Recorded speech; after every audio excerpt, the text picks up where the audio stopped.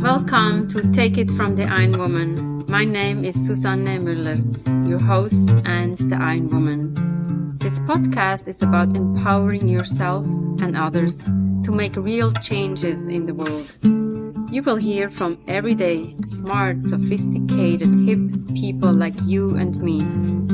Not everybody has to be an Ironwoman to impress the world. Together, we will learn from the sports and business leaders how you can become a more successful person as an entrepreneur or a leader.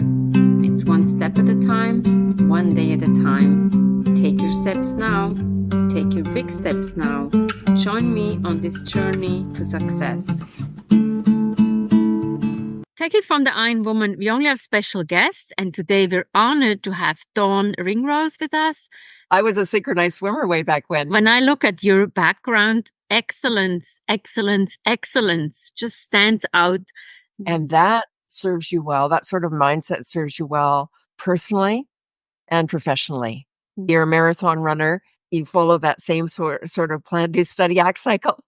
I was a synchronized swimmer way back when. I think where I got the bug in terms of this growth mindset, because I set my eyes on the prize. I knew that what I wanted to achieve over the years. I became a national synchronized swimming champion. After that, I paid it forward by coaching other swimmers. And it's no different professionally in the workplace. It's that same sort of mindset, always striving to be better and better and better. And that serves us well. And that's some sort of thing that some of us have got that innately, I think almost, but others, you can train it or you can cultivate it in an organization by involving people in the journey and asking for their suggestions and ideas and including them in let's say, an assessment of the organization and soliciting their feedback and getting them to work on improvement initiatives. And when people are engaged and involved like that, this sort of thing becomes very much the way they operate too, the kind of mindset that they have. If they're not going to evolve in that direction, then they're probably going to leave the organization at some point. It is probably better that they do work somewhere else. Mm-hmm.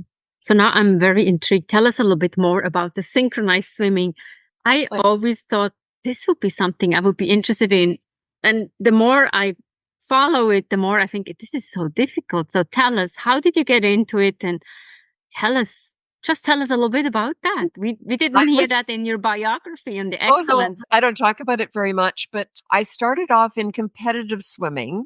And then an aunt of mine was involved in synchronized swimming, and we went to see one of her shows. That's where, when my parents thought, Dawn should give this a try and get involved in it. So I did. Over the course of the next, I think from the time I was about 8 to the time I was about 18, that's when I was doing synchronized swimming. You start off with maybe 3 practices a week or maybe a couple hours each practice, but you move yourself up when you're at a competitive level and you're becoming more world class, because we were probably the second rated in the world by the time I was all done. And we were swimming not only domestically, but internationally.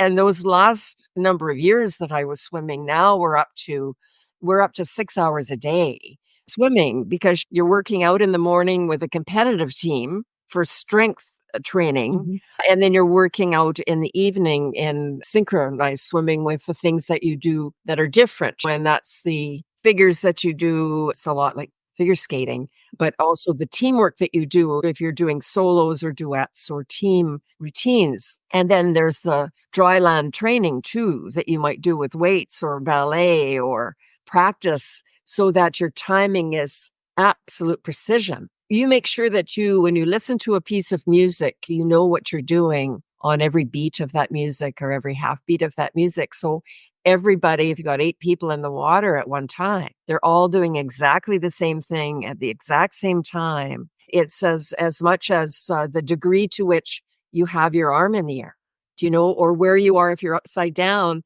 where the height of the water is if you're upside down and you got your legs out of the water.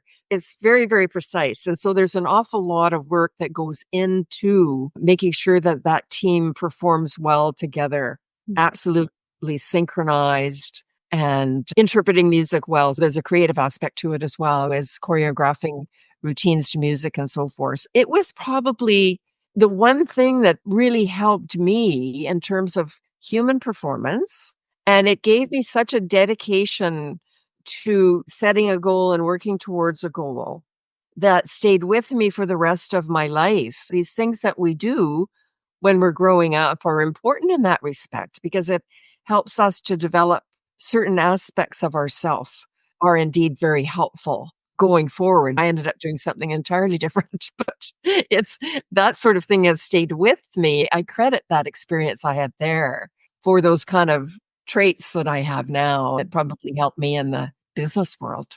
And did you perform solo, or you said at one point there were 8?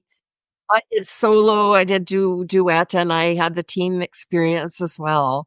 A wonderful experience over time. I had some incredible coaches. I met some outstanding people that were part of synchronized swimming. And those were some relationships that are very treasured for me over time.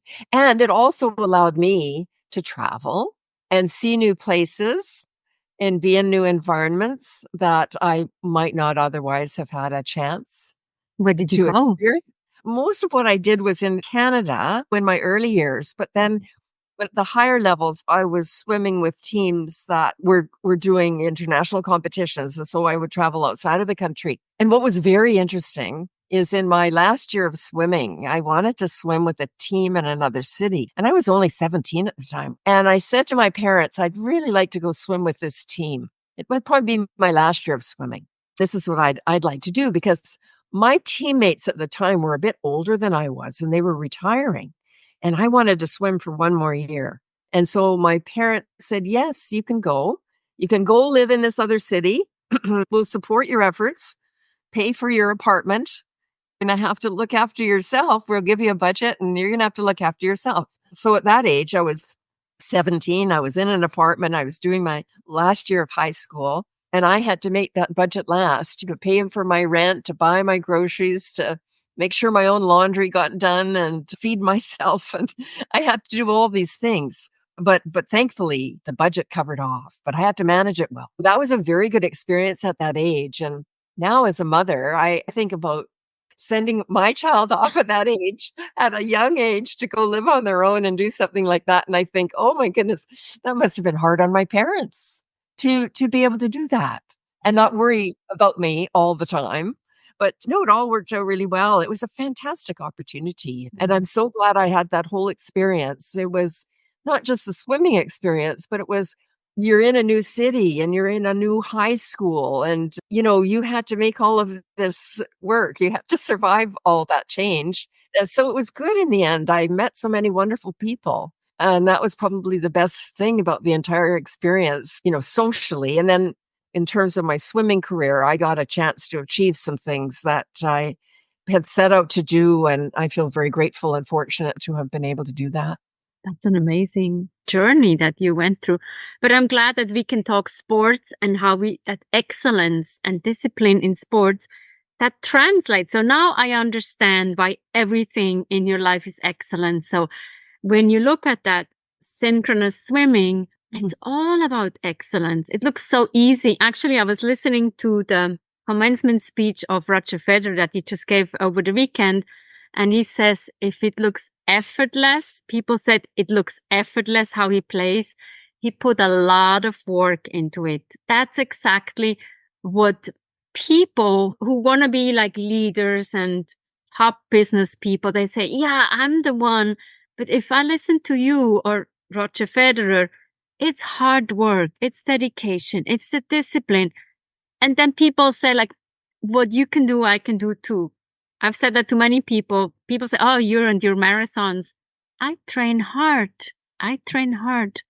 That's right. And I'm proud of it at the end. I get my medal and nobody can take that away from me. And I think this translates into the excellence in the work that we do, but also the work that we're proud of.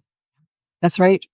Yes, because whether it's personally or professionally, we all have the things on our list that we would like to do, or the things that we would like to be good at, or the contribution that we would like to make, And you're absolutely right. If we set our mind to it and we work really hard, we can achieve great things.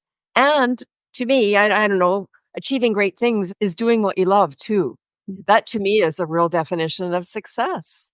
Exactly. Doing what you love. And so I think that doing what we love is often a combination of what we're pretty good at anyway Mm. and what we love to do. And I have one final question. What kind of books are you reading or podcasts, or what is the inspiration for you to? I'm part of the ARC Forum that's led by Jordan Peterson, and that's all about building a better world and more sustainable, better world of abundance. I'm very much interested in that and the sort of people with that mindset. And in terms of books that I've read lately, this will become as a surprise, but I've just read a book about the lost world of the Kalahari, and it's about the Bushmen. It's by Lawrence van der Post. And the reason I'm reading that book is indeed I am working with the Bushmen in Namibia.